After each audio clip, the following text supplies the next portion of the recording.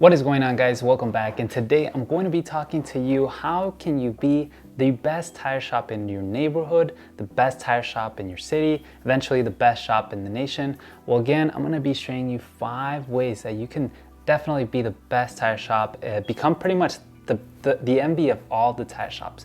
You see, when we compare tire shops to tire shops, there's those tire shops that are good and they're okay, but then there's those tire shops that we go and see and they're like, man, this tire shop's always busy, always has customers, all the employees seem to be happy, they're just killing it pretty much, right? And so I'm gonna be giving you some tips on what's the difference between that tire shop that is okay with that tire shop that is just on point. Now, the number one thing you have to keep in mind is quality of service. By far, the tire shop that's always busiest and best, it really simply comes down to service. The service that you provide in a tire shop is hands down, has to be good.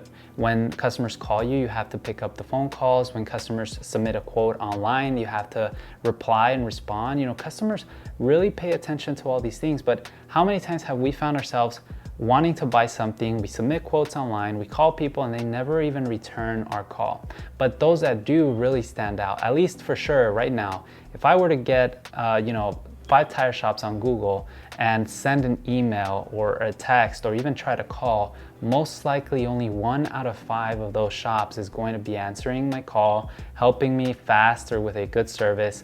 And so that's really what sets apart these types of shops. Now, customer service is one part of the equation of obviously quality of service. The other part of the equation is actually delivering, right? So once you do get a customer to come to your store, how fast are we getting customers out the door? How comfortable is my waiting area? Do I have at least a TV? Do I have some water for them? Do I have a place for them to sit? In Las Vegas, for example, it's like 120 degrees sometimes in summer. So are you letting your customers wait outside, or do you at least have a place where there's some AC where they could rest and relax? Again, typically the tire shops that could provide good customer service, pretty much give you quick and reliable installation and pretty much delivery of your actual service, are seen as more prestigious. And again, that's where customers eventually end up going. The second thing we want to talk about is brand partnerships. Now, I know there's a mixed feeling here about that, because some companies out there, some tire shops go and say, I don't want to sell Goodyear, I don't care about selling Bridgestone or any of these high-end tires.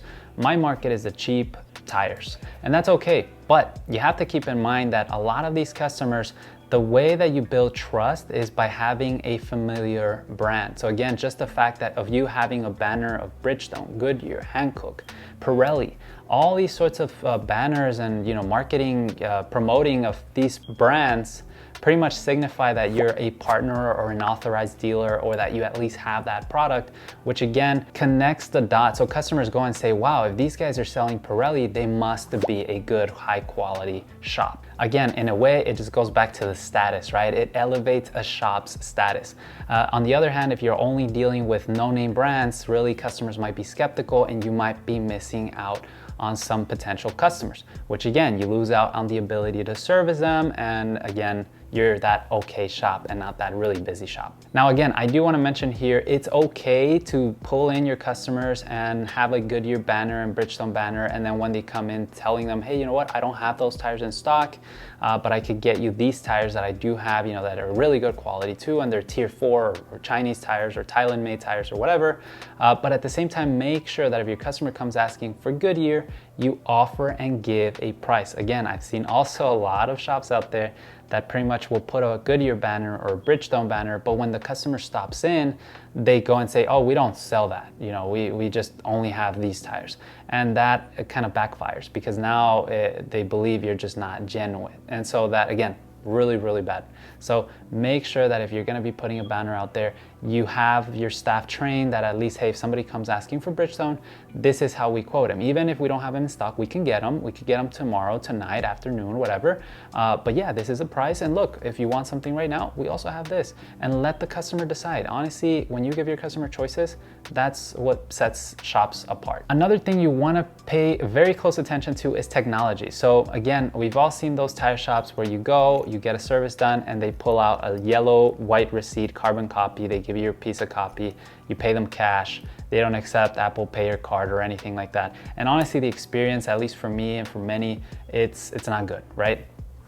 you want to make sure you have the proper technology to help your customers. Again, a simple POS system can go a long way.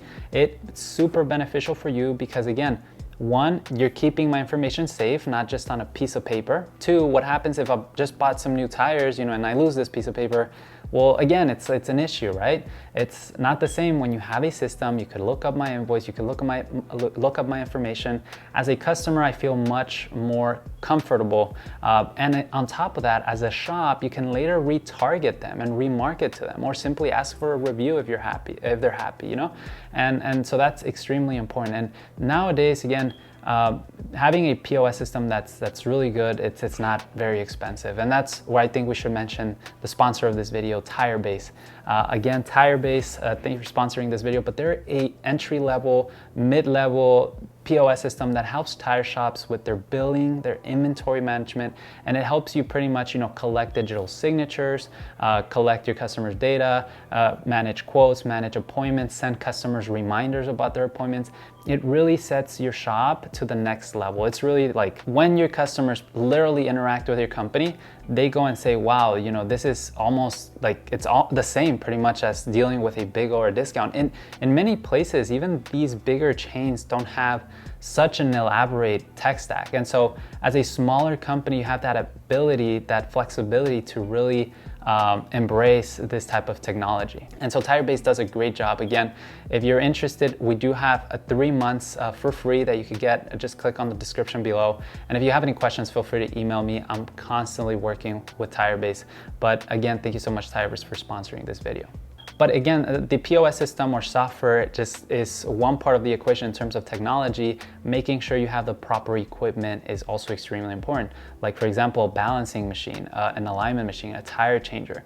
You might think that going cheap on these things can save you money, but in the long term, it can actually hurt. Because again, if you're doing a balance and your cheap balancing machine can't seem to balance right these tires, your customer's gonna keep coming back and they're not gonna like that. And again, you're gonna be that okay shop. You're not gonna be that successful shop that's getting the job right at the first attempt.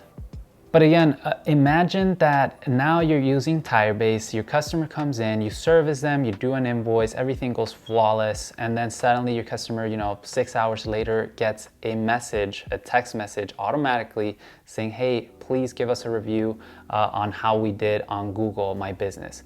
And this is coming down to the next point. Reviews. Hands down, everybody does it. If you're gonna be buying something on Amazon, on eBay, even going on a dinner or something, you're gonna check reviews. Before I would say Yelp was extremely important. Now I feel Google is even more important, and slowly but surely Apple is also kind of starting to do their recommendations type of things. So it's very important that you start pushing for reviews. Again, if you're not sure where to start with Google. I would say it's probably the best option out there. But every time that you get a customer, ask for a review.